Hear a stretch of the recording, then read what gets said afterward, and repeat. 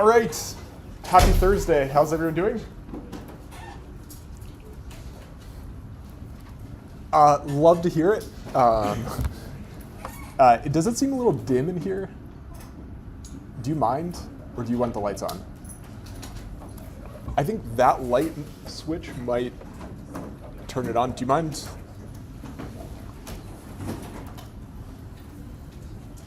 Nope.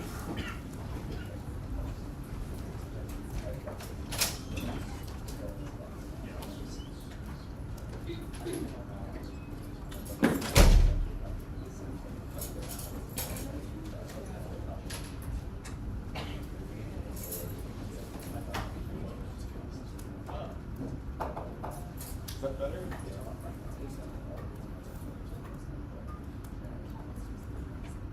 That's better. There we go.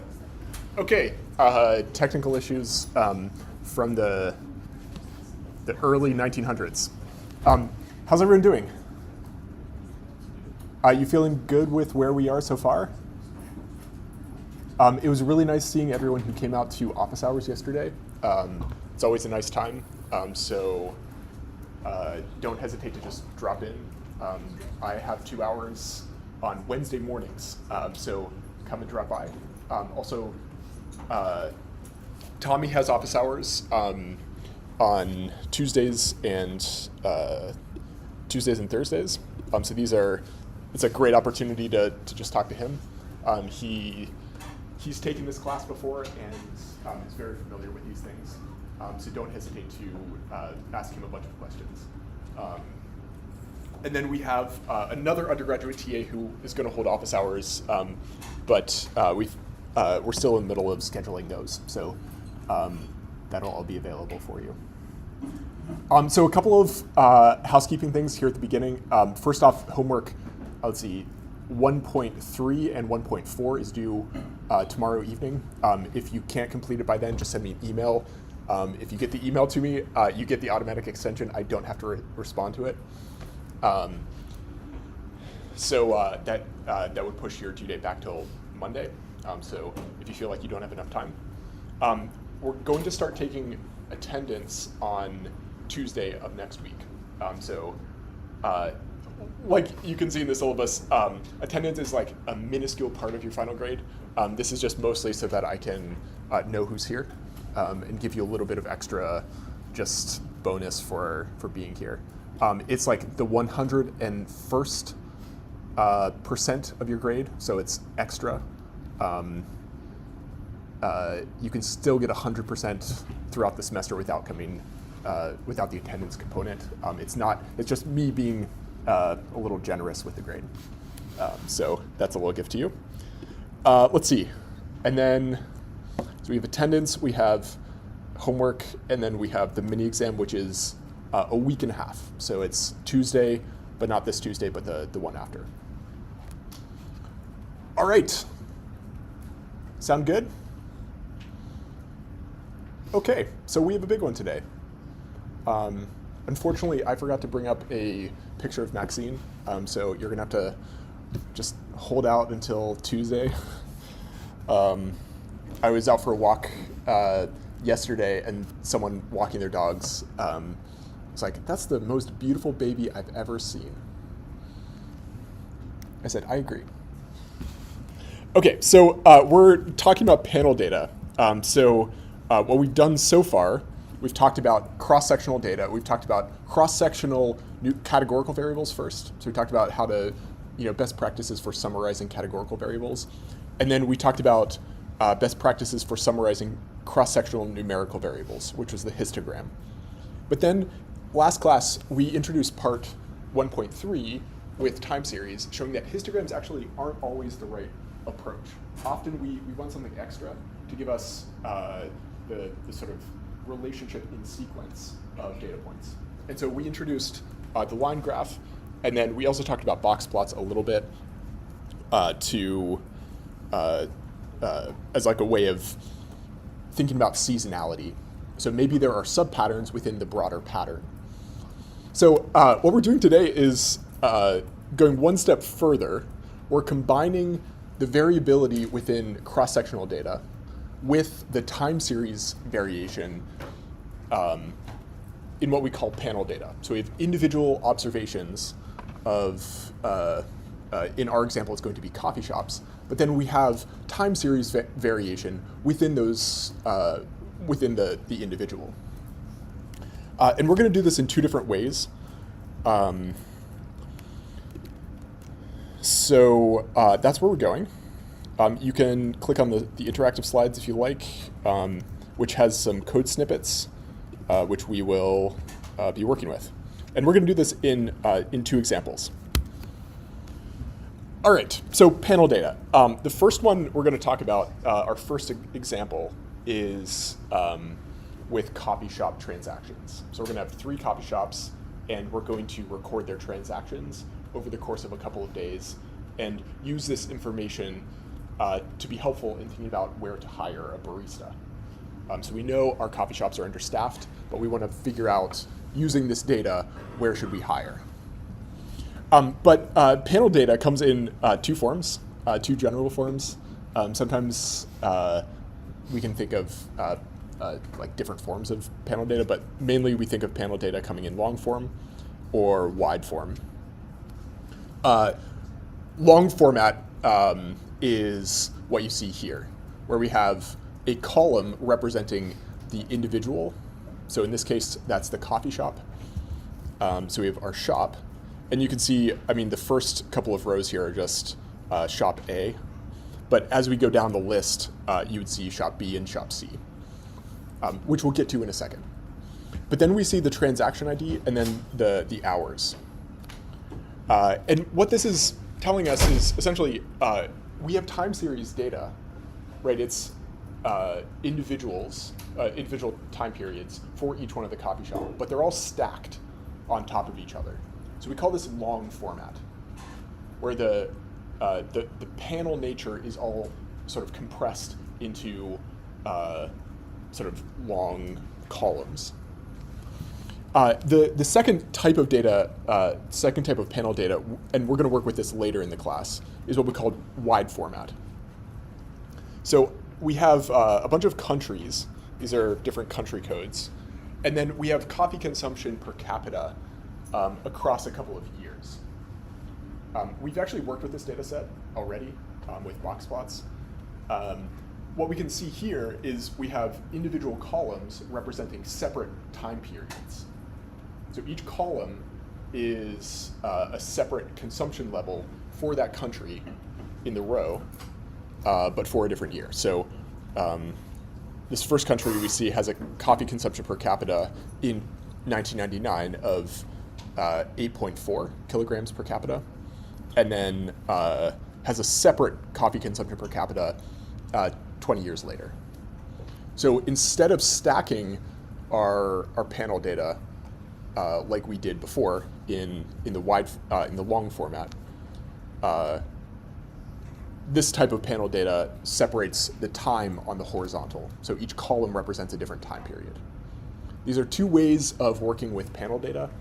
Each have their pros and cons, and we're going to work with both of them today. And we'll think about some best practices for working with each. And then in part 2, we're going to work with transforming panel data between these different types. Panel data is just one of the more powerful data structures, and we're going to see why. So as always, we're going to walk through a bit of an example, and you're going to tell me your feelings and preferences for how we work with the data, and then we're going to try to land on best practices. Okay, so if you want to take a look at this data set, I've already given you a snapshot of what it looks like, but there's this data set, coffee sales receipts, which you can access right here. So coffee sales data, and you can click on this. I've given a source for it. And then for our exercise later in class, we're going to work with this data set. And we're going to do this both in Excel and in Python. So essentially our setup is we have this data set. So we have all of the transactions we've seen at this coffee chain. So we have 3 coffee shops. And we're thinking about where to hire a barista. We know we're understaffed a little bit, and we're thinking about which coffee shop and which time of day to hire for. So we're going to use this data set just to inform our decisions. Okay, so the first thing we might wonder is which coffee shop is the busiest.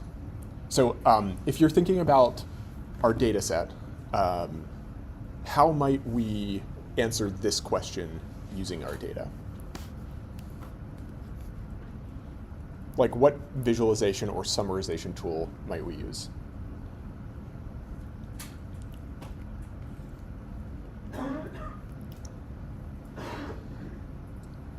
Yeah. A bar graph. And what would we do with a bar graph?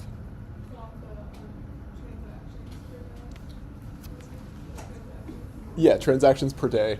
And we could just count them by shop. So we could see which shop has the most transactions. Hannah? Yeah, so Hannah's saying, look, this is what we might do. So transactions by shop, and then we have 3 shops, and then we're just counting the shops up. Okay. So nice. So if you're thinking about where to hire, this gives us at least some information, right? What else might we want to know? So we're thinking about which shift to hire for and which coffee shop to hire for which shift. So you're looking at this, you see coffee shop A. Should we hire for coffee shop A, or do we need more information to know which shift to hire for?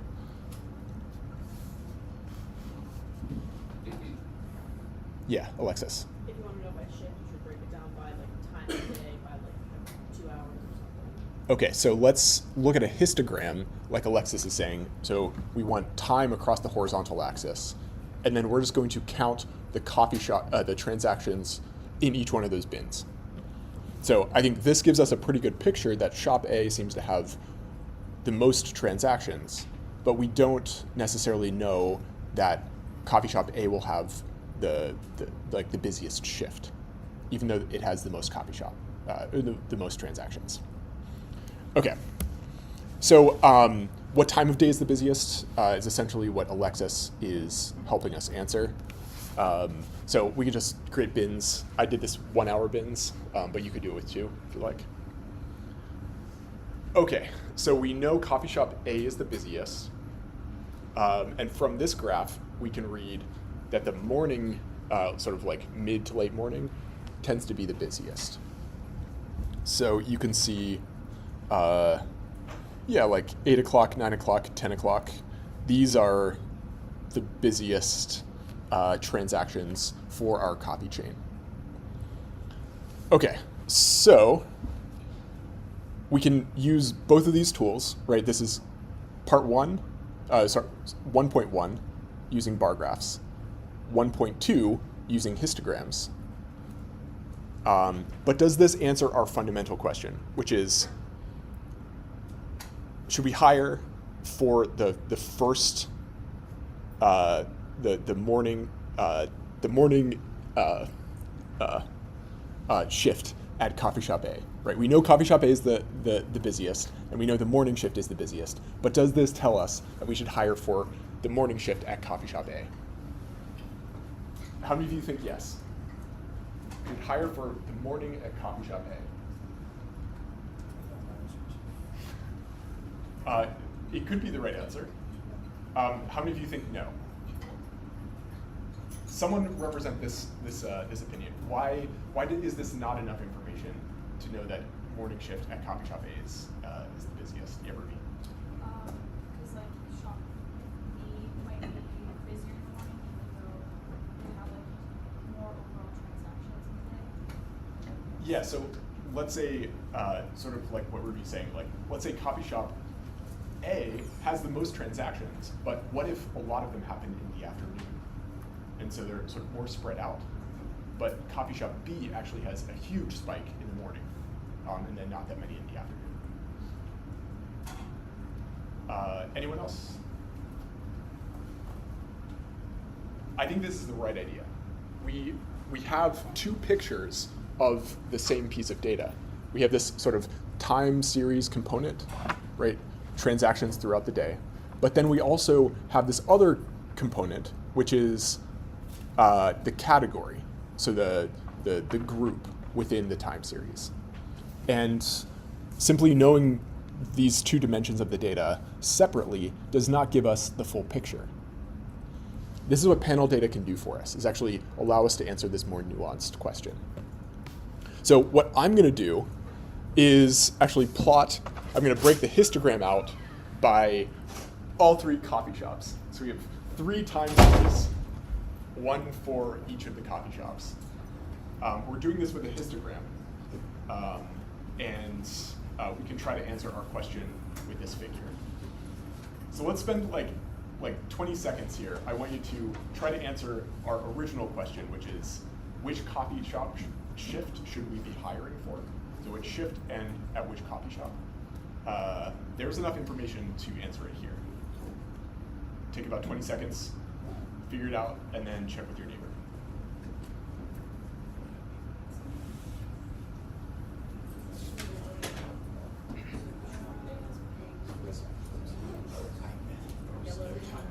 I'm sorry. You're good. There's absolutely no time on my schedule. Yeah. I thought I could fit it in.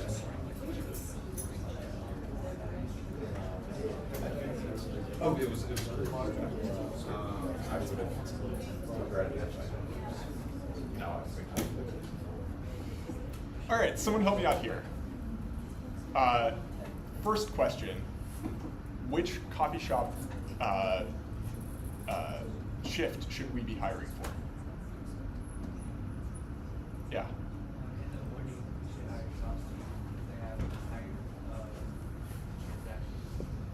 Okay, so morning at coffee shop C seems to have the highest peak. So if we're thinking about which coffee shop is most slammed, it's coffee shop C in the morning, which is almost exactly what Ruby was saying earlier. So how many of you agree with this assessment? And how many of you disagree? You can disagree. There are ways to disagree with this. Yeah. You disagree? I disagree. Kind of. I mean, yeah. Okay. And why would you disagree? Because transactions doesn't. It's not necessarily enough information still. I mean, if we compared it to like a restaurant, like lunch transactions aren't necessarily the same as dinner transactions. Yeah, so definitely. So one way this might not capture everything is, let's say afternoon, people actually ordered like 10 times as much per transaction.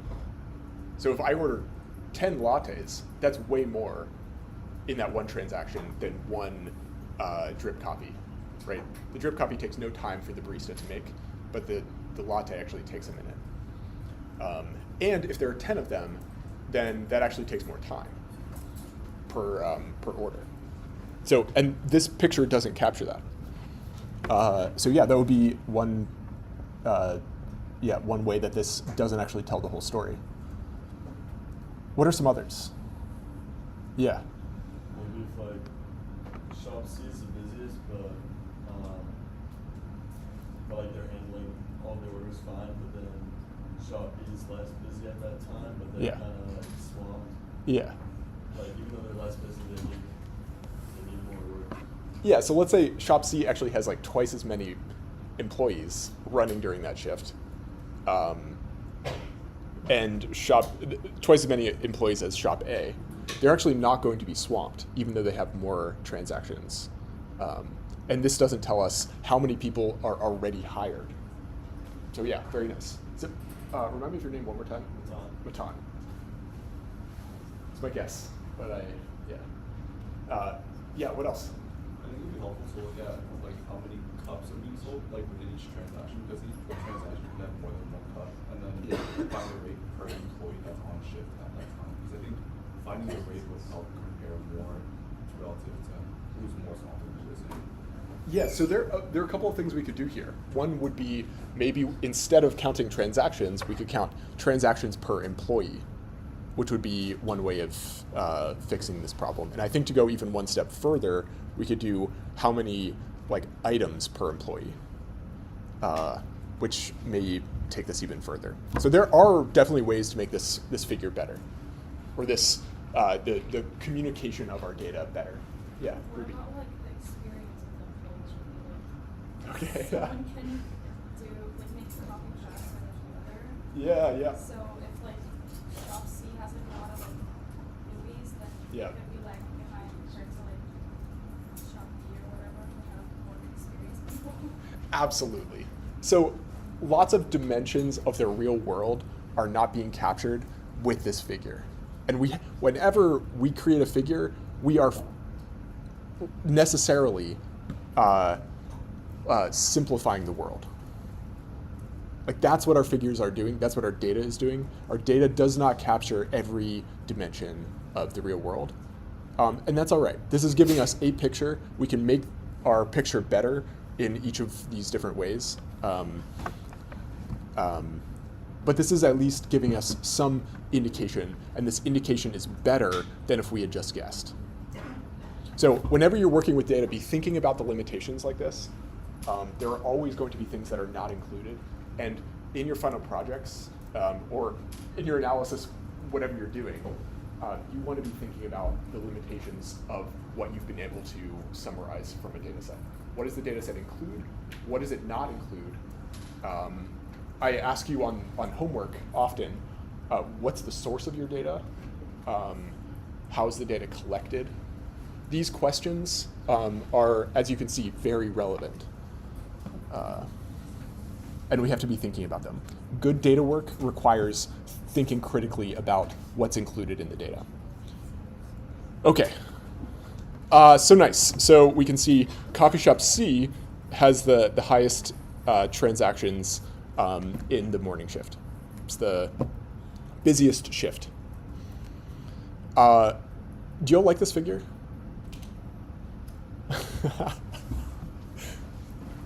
Wow, I'm offended. I'm really not offended. Someone tell me why this figure is maybe troublesome.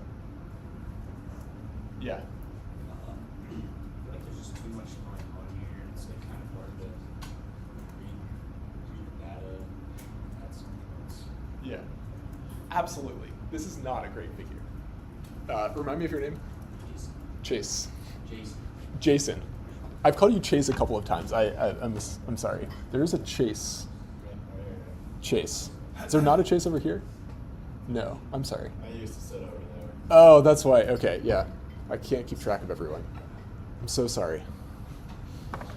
So Jason's saying this is really busy, and it's difficult to see what's going on. Yeah. I think it's, even though it's color-coded, it's hard to differentiate between the shops. Yeah. Definitely, because it's like the one bar has all the 3 shops in it, and Yeah. it's kind of hard to differentiate. So look, we have this this brown bar, which is all 3 shops with transparency and slightly different colors.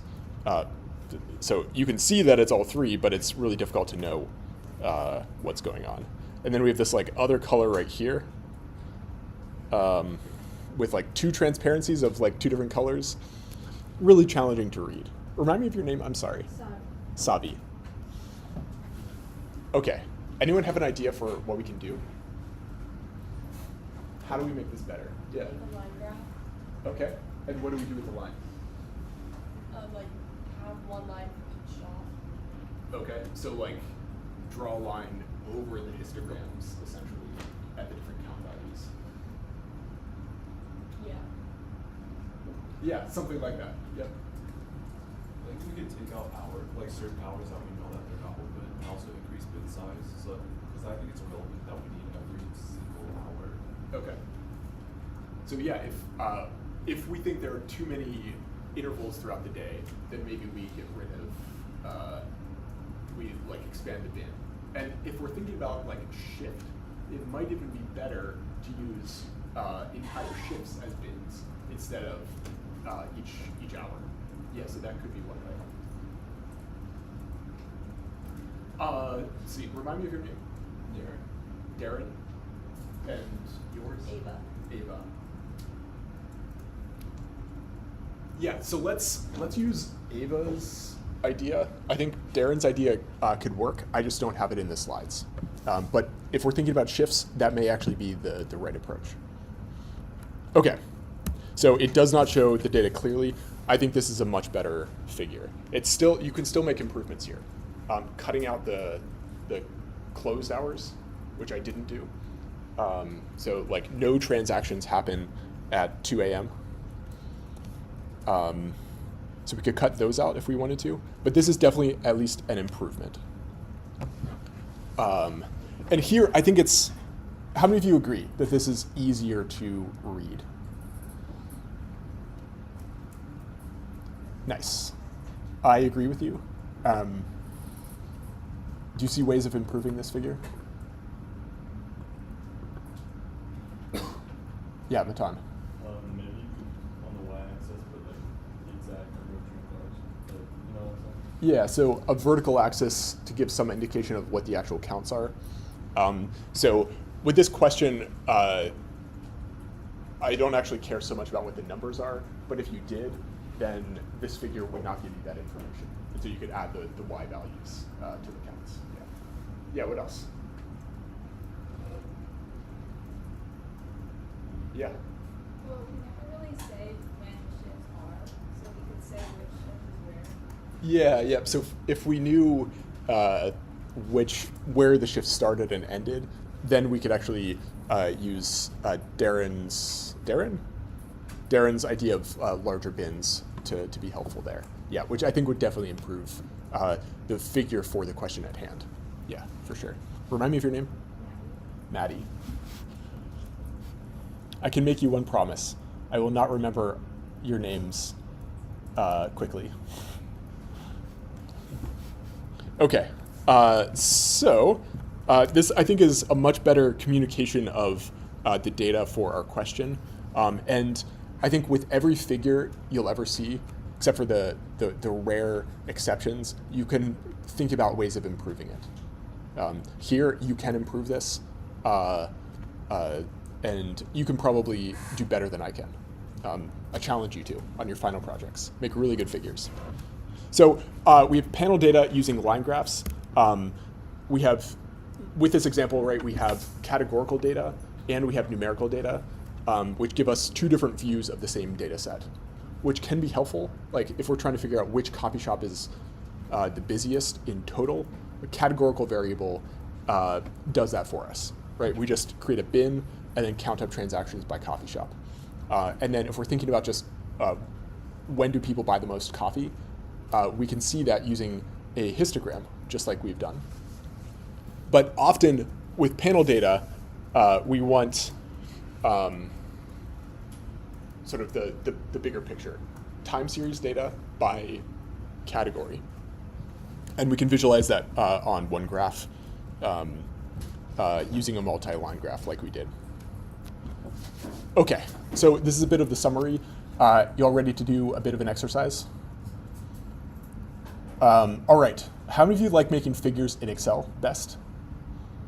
How many of you like making figures in Python best? I think no one would have, maybe a couple of people would have answered that on day one. I'm glad I've brought you around. Figures in Python are much easier. So what we're going to do is actually walk through, I think one of the advantages of Excel is that you can see a little bit better the data you're working with. So we're going to start by doing the work in Excel first, and then we're going to transition into working in our notebook. So you'll see the data sets. We have coffee sales data here. You can click on the source if you're interested there. So I'm going to download this. And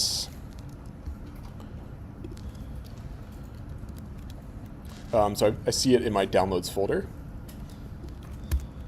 And then you can see I have my ECON 0150 1 p.m. class folder. And I'm just going to create, let's see, part 1.4. So I'm going to create the folder here. And then we're just going to drag the coffee sales receipts data set from the downloads folder into this folder, just so we can keep things organized. Okay. Whoops. What's that doing there? Okay, so what we're going to do is just, first off, open up the data set in Excel. So I just right-click on it, and then I'm going to save it just as we create our figures. It's a good idea to save it as an Excel workbook so we don't lose our place. And you'll see that we've created an XLSX file. So now looking at the data, we see a bunch of things.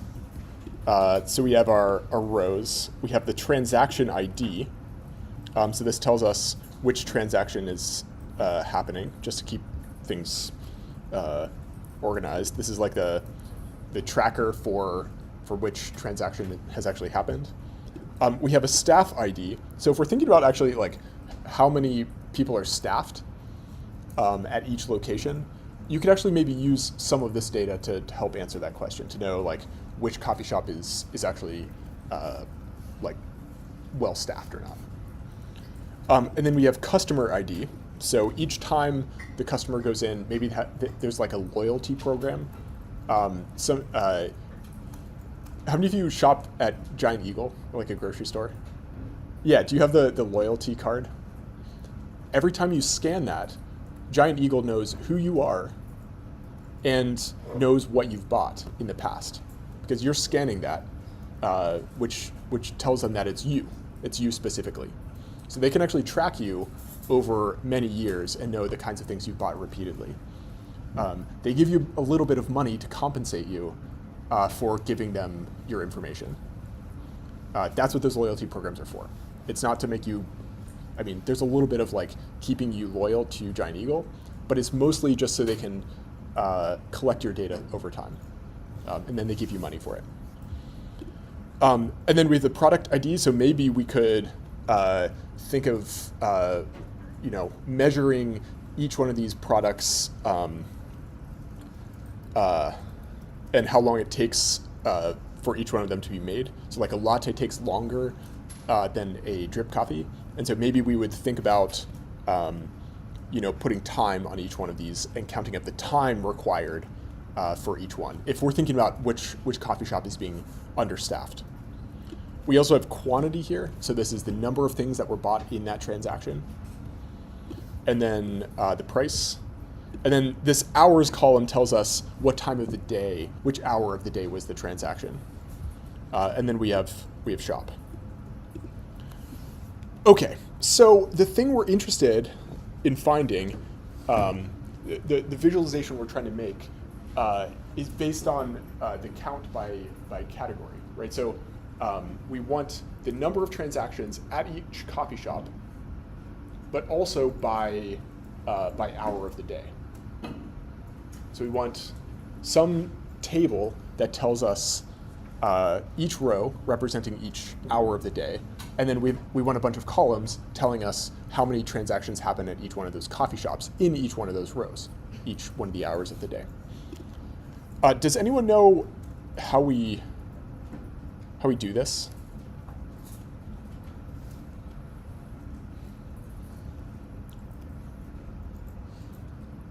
I mean, there are a couple of ways of doing it. And in Excel, there's a simple way and a harder way. I'm going to show you potentially the simpler way. This one always gives me a little bit of sweat around my fingertips. What we're going to do is select all of the data. So what I just did is I hit Command A to select all of the data. How many of you have heard of a pivot table before? Have you worked with pivot tables?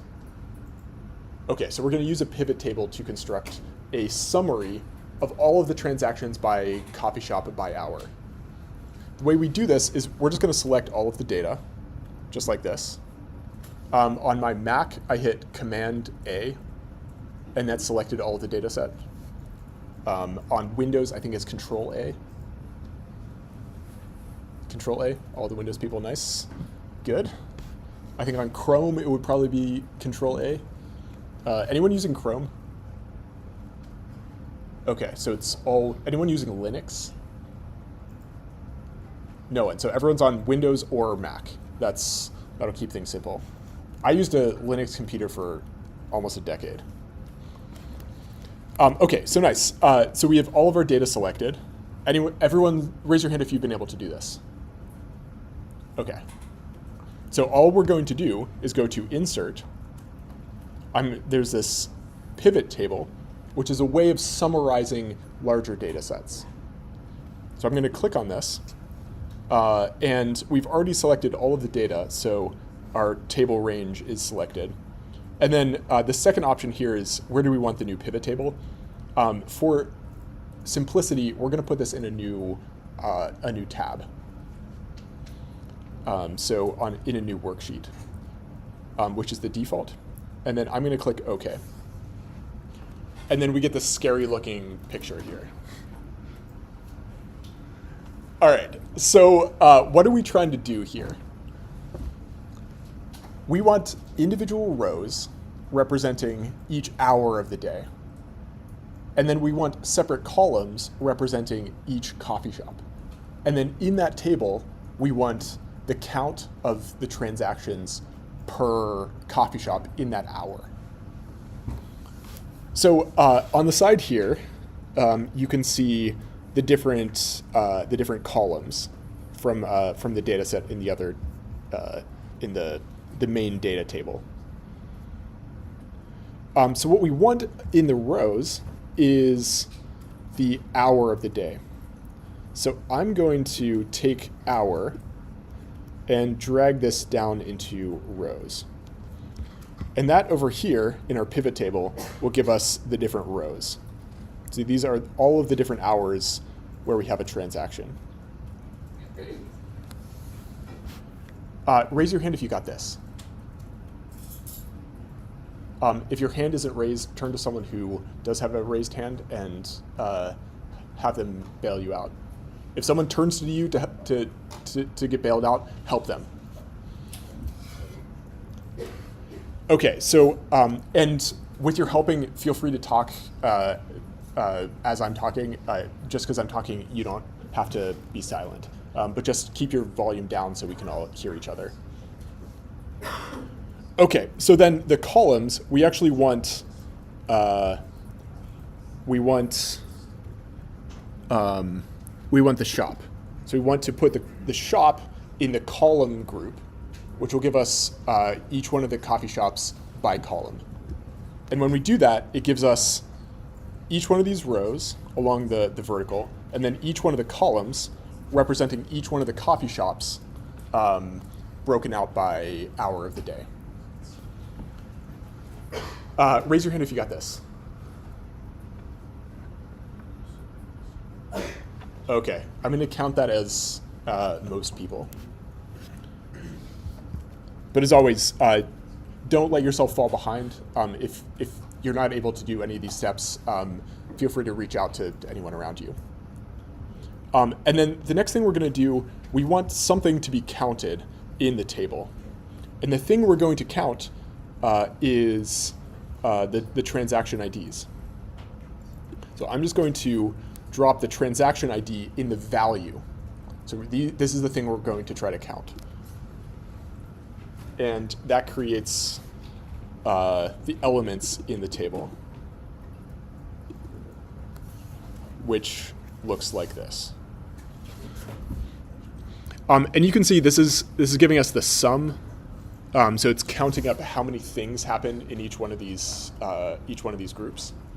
But you could do this with other types of values. So field setting, you could count, or you could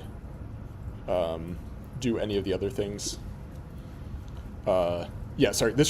We should go in and count instead of adding. So just right-click on this, go into field settings, and make sure we're counting instead of adding. We're just trying to count up the number of things in the table. Okay, how many of you were able to create a table of counts? How many of you are still stuck? Okay, if you're stuck, reach out to the people around you. Looks like you're already doing that. That's great. Okay, so nice. So we have a summary table. This tells us the number of transactions that are happening at each one of these coffee shops at each one of these hours of the day. So this is nice, but we want a figure, right? Like summary tables are fine, but it's really difficult to see what's going on. Just glancing at a table is difficult to read, at least for my eyes. So what we want actually is we want a multi-line graph. So what I'm going to do is just select this data. So we have the row, the columns representing each one of the coffee shops, and then the rows representing the hours. And I'm just going to go here, click Insert, and then go up here to Line Graph, and then just click on Line Graph. And that gives us this thing.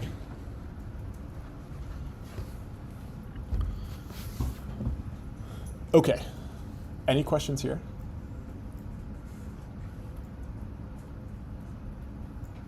How many of you were able to create a line graph, multi-line graph? Yeah, good. So you're going to do something very similar to this in your homework. Okay, and then we have the different shops represented with the different colors. We can go to Design and add a chart element. I think we should add a title. So let's add a chart title. And we'll say this is Transactions by Coffee Shop. And then we have our different coffee shops. If we wanted to add another chart element, I might add hour of the day on the horizontal axis. This isn't really, it doesn't look like it's labeled as hours. Like if I just see this, I don't know that it's hours. And so I might want to be a little bit clearer. So I'm going to go up to Axis Titles and then add a primary horizontal title. So this will just add a description underneath the chart. So this is hour. And then if we wanted to, we could add count on the vertical axis. But I think this communicates what's being counted pretty clearly. Okay, any questions here? So this is a pivot table. This is one of the things we can do with pivot tables, is try to summarize what's in a data set. And we've been able to do that. We've counted up the number of transactions in each hour, and then we've also broken it out by coffee shop. This is pretty useful. When I ask people in industry what they think you should know, this is one of those things, a pivot table. Okay, so take a look at this. Feel free to get comfortable with it. We're going to do something very similar to this in Excel. It's not called a pivot table in the same way, but it's doing exactly the same thing. Did I say Excel? I meant Python. You've already noticed the typos in the homework. How can there be 2 question 2s? Unclear. So we're just going to go over to exercise 1.4, click on the notebook, as one does in Netflix, and then we're just going to load the imports and the file path. We're going to work with a different data set next, but the first thing we're going to do here is look at shops. So this is just the coffee sales receipts data set. And the first thing we want to do is try to create a summary table. I've included some code in the slides. So this is just loading the data set. Our data set just looks like this. And this is just a really good indication that this is a long format panel data. So you can see shops.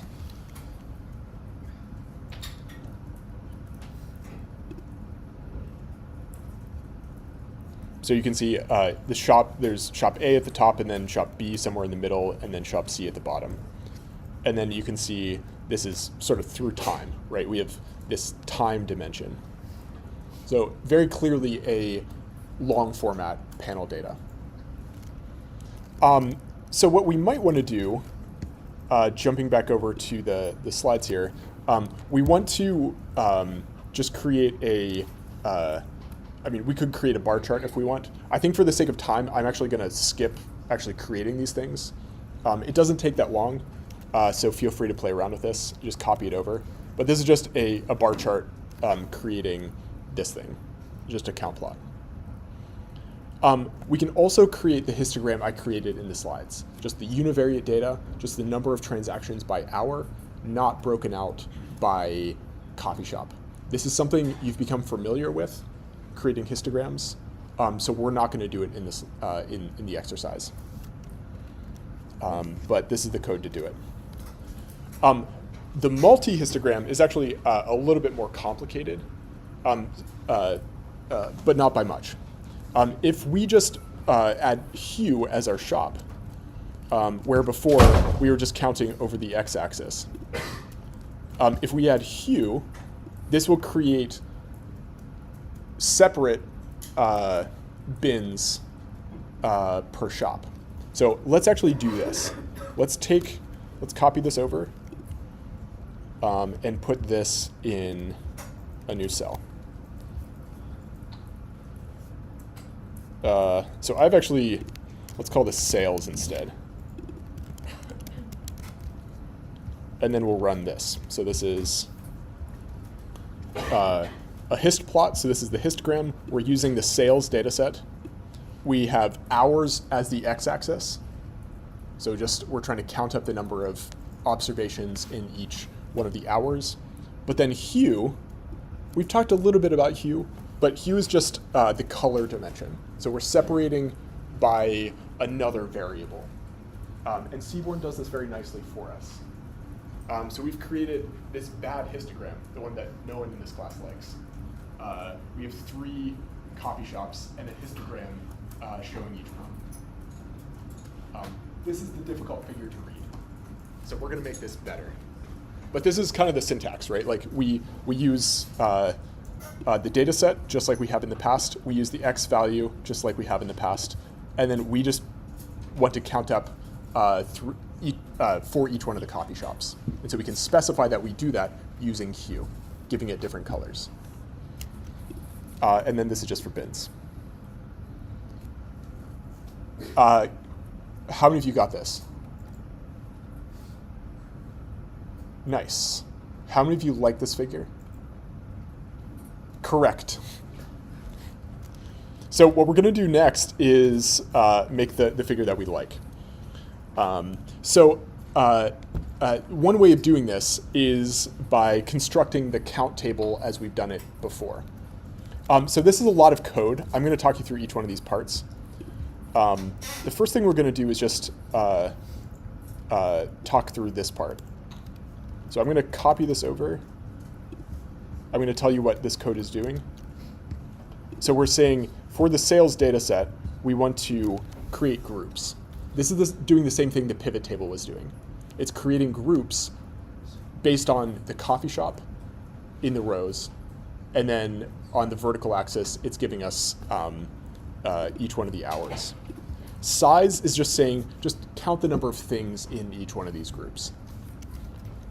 When we run this on its own, it gives us exactly that. So for coffee shop A, we have all of the hours that the coffee shop is open. And then we have transactions for each account of the transactions for each one of those hours. And then the same thing for coffee shop B. And then we can see the same thing for coffee shop C at the bottom. So this gives us a nice little table, which essentially is doing the exact same thing as the pivot table in Excel. How many of you like this better? Like, better than the pivot table in Excel? I definitely do. I don't like playing around with those like drag and drop tools. I just want to write it out. And what we're saying here, we're going to play with grouping much more in part 2. But this is your first picture into grouping operations. We can create subgroups based on our categories. And then we can count the sizes. Unfortunately, this isn't going to work for our visualization. So the last thing here I've given in the code snippet is this reset index. Here we just need to sort of reshape it to make it look a little bit better for Seaborn. So unfortunately, we have to add another thing. This is a little bit opaque. Why are we doing it this way? I'm not really going to get into that here. But if we run this, it gives us a data set that looks more familiar to us. Sort of a long format count. And then the last thing we're going to do is just call this hourly counts. So I'm just going to give it a name. But you don't actually have to do it this way. This is the long way. We want a summary table, which is nice. And then we can create a line plot. And this is the bit of code that you'll use in your homework if you do the visualization at the end using Python.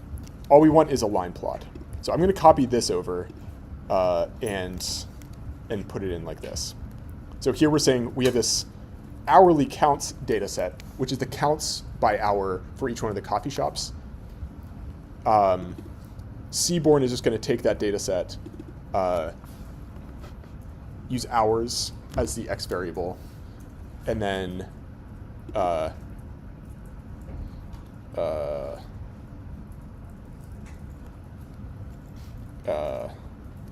count, that should be count as the y variable, and then shop as the hue. And that'll look like this. So I can't count the questions in homework. I can't properly write code in slides. My jokes don't work. What are we doing here?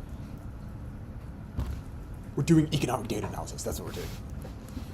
Okay, so this is a nice figure. I think this is equally good to the one we created here. In fact, they even use the same colors. That's weird. And this is pretty nice. In Excel, we added a title. So I'm going to add a title here. So this is plt.title, very descriptive. And then let's see, transactions by coffee shop. So that's nice. X label is hours, which is correct. And then Y label is count. So I'm just going to hit tab and it's going to autocomplete. Isn't that nice? And then run that, which maybe makes things look a little nicer. We don't really need the count on the vertical axis, so maybe I'll get rid of that. You can play around with this as much as you like. You can make your figures look really fancy, which I encourage you to try. But it's really not generally required that they look beautiful. It's just people generally like prettier pictures than less pretty ones. But this is a generally very fine figure. How many of you were able to do this? Raise your hands. And if you weren't, reach out to someone next to you. All right, so this is the longer way to do this. I include this because we do often want to use just line graphs on the summary tables. You'll use this in your homework, potentially. But we can skip the summary table directly and just make a line graph without needing to create the summary table. So I've included this as some code. So instead of using the summary table, we can just have Seaborn behind the scenes actually just create a hist plot. But then instead of plotting each one of the instead of plotting this bad-looking histogram, we can just fix this using a new argument in the function called element. And what if we set element equal to poly, this is just going to give us a line graph showing the heights. So instead of creating histograms, we're just going to create a line graph with heights. When I run this, it looks like this. This is a little bit better. We haven't needed to create the summary table, which saves us a step. And it looks pretty good. But I want to take it one step further. I actually want to get rid of the shading under the lines and just have the lines themselves. So I'm just going to say fill is equal to false. So we're going to say, let's just get rid of the fill under the lines.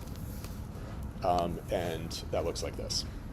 So we have one line, which does the line graph for us. One question I see in a lot of your heads, I can read your minds. That is one of my weird skills, is reading minds. How do we know to set element equal to poly? And the answer is you have to look. There's so many options, you have to look for it. AI makes that very simple. I don't remember how to write these things each time I do it. I keep, I have lots of code on file that I can reference. In your case, you can reference my code. When we write code, most of the times we're copying. I encourage you to get in the habit of copying my code or someone else's code, because it's very difficult to remember each one of the parameters. I think a lot of times that's what makes Excel seem a little bit simpler, is you can just go and click on things. Here you have to write it from scratch. But once you have it, it's very simple. And it's reproducible. Okay, any questions here? Does that feel like a lot? Middle is good. Means you learned something, but not too much. Not an overwhelming amount. That's good. All right, so we've created a line graph using histplot, right? Like we're not using line plot like we did here. We used line plot on the count data, but if we want Seaborn to actually count the values without us needing to specify how to do it, we just use histplot and then use poly for the element. All right. So that's awfully nice. We have this figure if we like this, but I personally like the fill taken out. So we have this one. This is all in long format panel data. What we're going to spend the next few minutes, the rest of class, and it might even leak into next class, talking about is wide format panel data. So there's this data set, which we've actually worked with already with one of the values. If you click on coffee per capita, you can download this data set. And let's just take a look at this before we get started. Coffee per capita, it looks like this.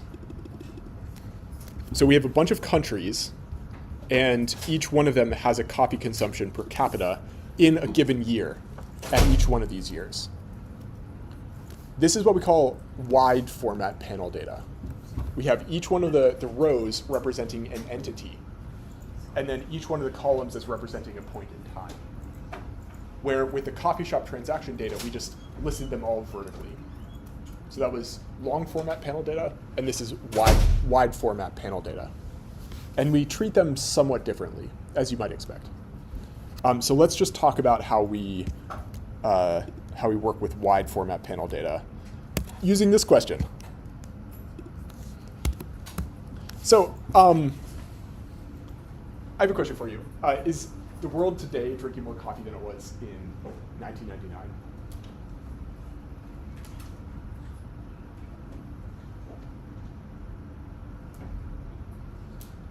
Can you answer it with this figure? No. This is just a one point in time. One of the powers of panel data is we can observe through time, multiple observations. So let's compare it to 2019.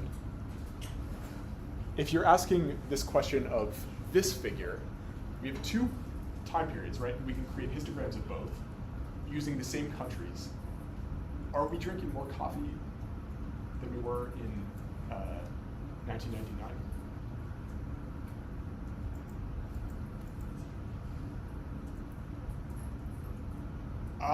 This is hard. It's hard to tell. What do you see about this figure? Like, what are some things that would indicate to you one direction or the other?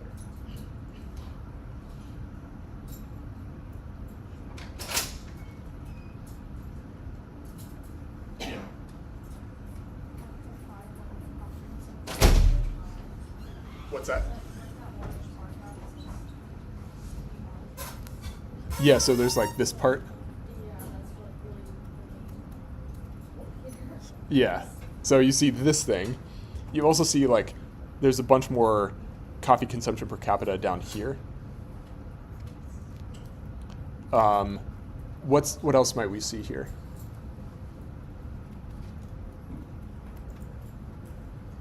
Matan. 2019 has the two outliers. So there are these two.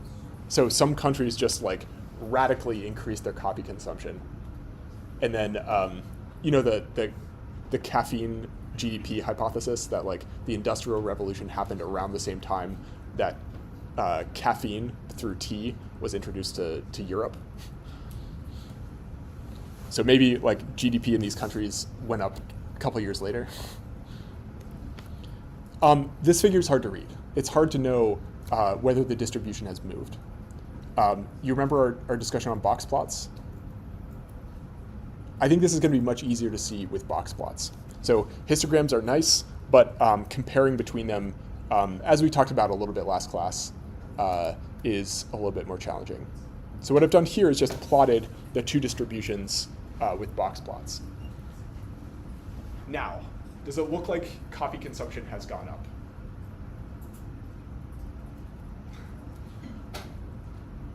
I think this is pretty clearly a yes. And I think it's much easier to see the answer to our question this way than it was before. We've talked a bit about this kind of thing, right? Comparing between box plots. We're going to do some more of that for a second. This looks nice. One question you might ask is this like a gradual change, or was there like a jump in some year? Like, did something dramatic happen, or was it just a gradual progression increasing coffee consumption per capita? So what we could do, a lot like we did last class, is use box plots. So last time we used box plots to talk about seasonality. And I think we even used, when we introduced box plots in part 1.2, we even talked about coffee consumption per capita with a single box plot. But here we can make comparisons. So I'm gonna ask you a series of questions, and then we're gonna try to get to the bottom of some more complicated questions in the next 10 minutes. We have 10 minutes. Let's see what we can do. Okay, is the world drinking more coffee? I think we've already concluded that it is, at least on average. What we're gonna do next is just ask some more focused questions. We used this type of analysis on seasonal data last class. So we talked about whether seasons were somewhat different, whether there were seasonal patterns. Here, we're going to use it with panels. So each one of these box plots has each one of the countries represented in it. So this is the panel, where before we were just using seasons. Okay, so question for you. We'll take about 30 seconds here. Which years show at least half of the countries consuming less than 5 kilograms per capita?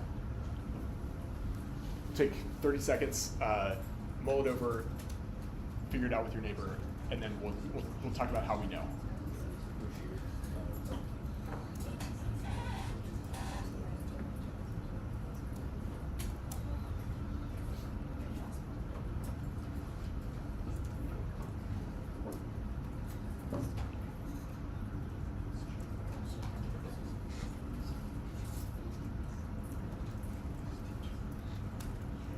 Okay, someone help me. Which years are at least half consuming less than 5 kilograms per capita? Yeah. So, Sophia. 1999, 2004, and 2009. So 1999, 2004, and 2009. And the way we answer this question is by comparing the median to 5 kilograms per capita. I unhelpfully left out the vertical lines, so it may have been difficult to notice them. What I've done here is included the vertical line at 5, and then also I've highlighted the medians in red. So we focus on the medians, and here we can see these 3 years, coffee consumption per capita at the median was below 5 kilograms per capita. And then in these 2 later years, we had more than half of countries consuming more than, like the median country was consuming more than 5 kilograms per capita. Okay, any questions here? All right, so what about this one? Was there a dramatic jump? Which year saw the largest jump?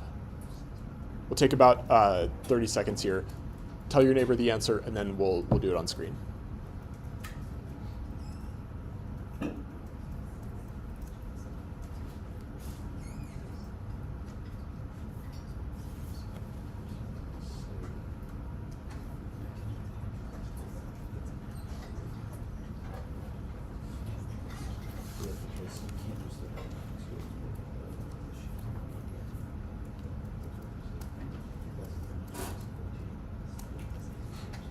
All right, someone help me out here. Which year? Luke.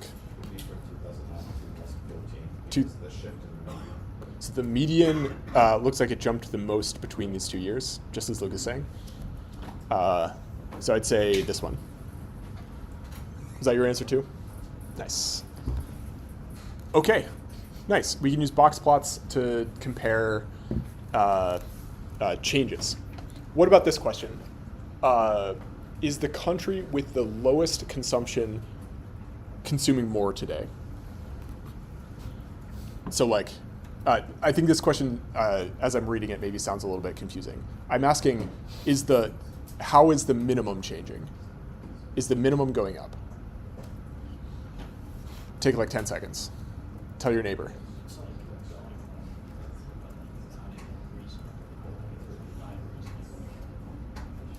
Okay, someone tell me what's happening here. Is it going up? Yeah. Yes. We see coffee consumption per capita going up for the country with the lowest coffee consumption per capita, which, if you remember, in 1999 was Russia. So Russia's definitely drinking more coffee today than it was before. So the way we do this is we focus on the minimums, and definitely looks like we see an upward trend there. We can do a similar thing with the maximums. I think the pattern here isn't quite as clear. The maximum between 1999 and 2019 definitely jumps, but these countries have seen a decrease during this period. So coffee consumption went up, but then came back down for at least one country. Okay, most challenging question, I think, so far. Which years did more than 25% consume less than 5 kilograms? Take like 30 seconds here. We'll see what we can do. It's on screen at the top.